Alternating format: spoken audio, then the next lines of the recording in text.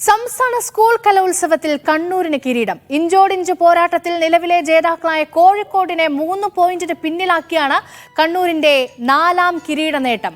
Kannur 952ഉം Kozhikode 949ഉം point നേടി 23 വർഷത്തിന് ശേഷമാണ് കണ്ണൂർ ചാമ്പ്യന്മാരാകുന്നത്.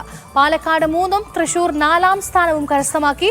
സ്കൂളുകളിൽ പാലക്കാട് ആലത്തൂർ ഗുരുകുലം ഹയർ സെക്കൻഡറി സ്കൂൾ ഒന്നാമതെത്തി. ഇപ്പോൾ വിശിഷ്ട അതിഥി മമ്മൂട്ടി വേദിയിലേക്ക് എത്തിച്ചേർന്നിരിക്കുന്നു. സമാപന സമ്മേളനം തുടങ്ങുകയാണ്.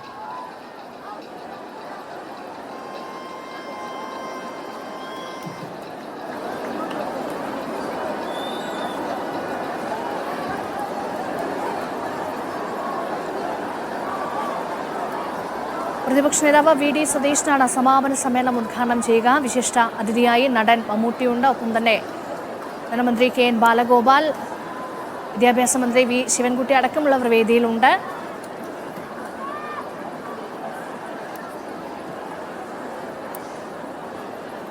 ഗോപാൽ ശിലാസനൽ വിവരങ്ങൾ നൽകും.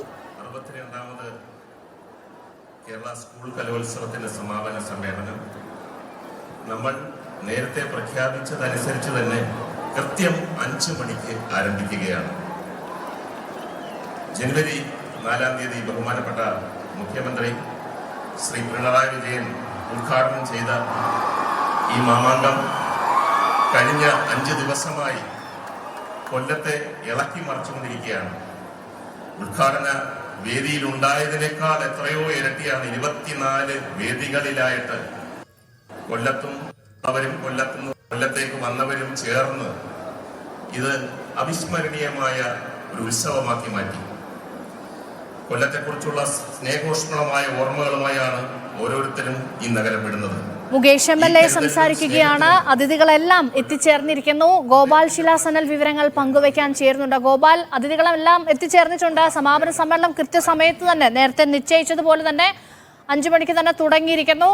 ഇനി എല്ലാവരും കാത്തിരിക്കുന്നത് ഈ സ്വർണ്ണക്കപ്പ് കണ്ണൂരിന് കൈമാറുന്നത് കാണാനാണ്. ഒപ്പം തന്നെ അടുത്ത കലോത്സവം എവിടെയാണെന്ന് കേൾക്കാനാണ്. എല്ലാത്തിലും ഉപരി പ്രിയ നടൻ മമ്മൂട്ടിയുടെ വാക്കുകൾ ശ്രവിക്കാൻ കൂടിയാണ്.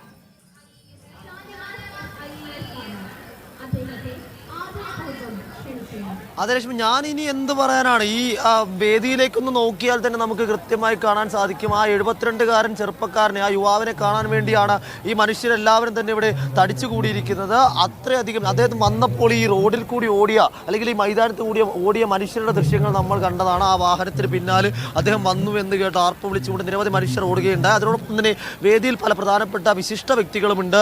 വിദ്യാഭ്യാസ മന്ത്രി വി ശിവൻകുട്ടി, സമ്മേളനം ഉദ്ഘാടനം ചെയ്യാനെത്തിയ പ്രതിപക്ഷ നേതാവ് വി ഡി സതീശൻ, സംഘാടക സമിതി ചെയർമാൻ ധനമന്ത്രി കെ എൻ ബാലഗോപാൽ തുടങ്ങിയ പ്രധാനപ്പെട്ട വിശിഷ്ട വ്യക്തികളെല്ലാം തന്നെ സദസ്സിലുണ്ട്.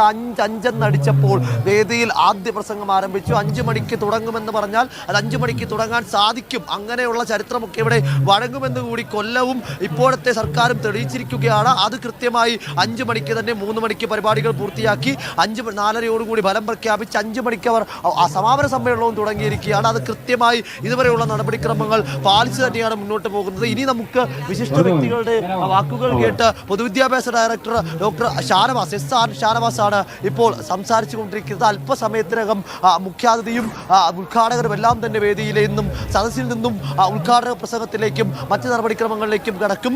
കൂടാതെ പ്രധാനപ്പെട്ട ചടങ്ങുകളായി ബാക്കിയുള്ളത് ഈ ഉദ്ഘാടനം, അതിനുശേഷം കണ്ണൂരിന് ഈ ചരിത്ര നേട്ടത്തിന് സ്വർണ്ണക്കപ്പ് കൈമാറുന്ന ഒരു ദൗത്യം കൂടിയാണ്. നമുക്ക് ആ ദൃശ്യങ്ങളിലേക്ക് തന്നെ പോയി ഈ കാര്യങ്ങൾ കണ്ടറിയാമെന്ന് തന്നെ പറഞ്ഞ് അവസാനിപ്പിക്കാം. സമാപന ചടങ്ങ് ആരംഭിച്ചിരിക്കുകയാണ്. തത്സമയ ദൃശ്യങ്ങളിലേക്ക് സദസ്സിലിരിക്കുന്ന വിശിഷ്ട വ്യക്തിത്വങ്ങളെ, ഈ 62ാമത് സംസ്ഥാന സ്കൂൾ കലോത്സവത്തിൻ്റെ 5 ദിനരാത്രങ്ങൾ ഇന്നിവിടെ അവസാനിക്കുകയാണ്. ഈ കലോത്സവത്തിന് കൊടിയിറങ്ങുന്ന ഈ വേളയിൽ ഔപചാരികമായ സ്വാഗതം രേഖപ്പെടുത്തുന്നതിന് മുമ്പ് കലോത്സവത്തെക്കുറിച്ചും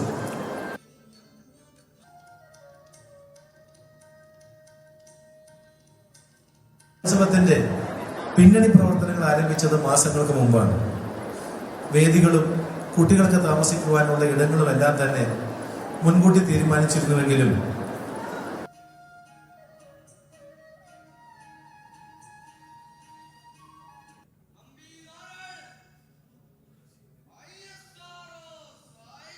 കലോത്സവത്തിൻ്റെ പിന്നണി പ്രവർത്തനങ്ങൾ ആരംഭിച്ചത് മാസങ്ങൾക്ക് മുമ്പാണ്. വേദികളും കുട്ടികൾക്ക് താമസിക്കുവാനുള്ള ഇടങ്ങളുമെല്ലാം തന്നെ മുൻകൂട്ടി തീരുമാനിച്ചിരുന്നുവെങ്കിലും അവയെല്ലാം തന്നെ അവസാന ഘട്ടത്തിലെത്തിയത് ഒരു മാസം മുമ്പായിരുന്നു.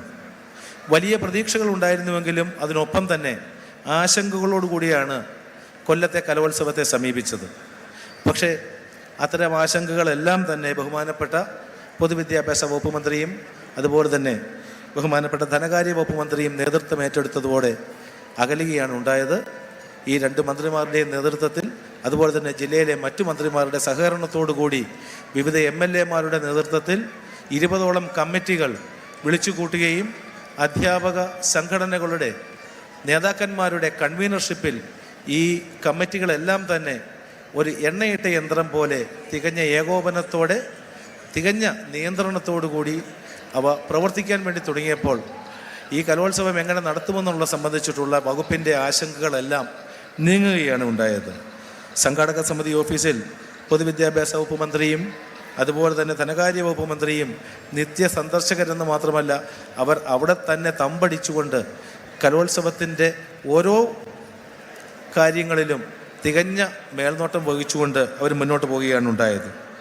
കൂടാതെ ബഹുമാനപ്പെട്ട വർക്കിംഗ് കമ്മിറ്റി ചെയർമാനും പ്രോഗ്രാം കമ്മിറ്റി ചെയർമാനുമായിട്ടുള്ള കൊല്ലം ഇരവിപുരം MLA-മാർ കൂടി വളരെ സജീവമായി ഈ കമ്മിറ്റിയുടെ പ്രവർത്തനങ്ങളിൽ പങ്കെടുക്കുകയുണ്ടായിട്ടുണ്ട്. എല്ലാ MLA-മാരും വളരെയധികം നേതൃപരമായ പങ്ക് വിവിധ കമ്മിറ്റികളുടെ ചെയർമാൻമാർ എന്നുള്ള നിലയിൽ ഈ കലോത്സവത്തിൽ നൽകിയുണ്ടായി എന്നുള്ളത് എടുത്തു പറയേണ്ട ഒരു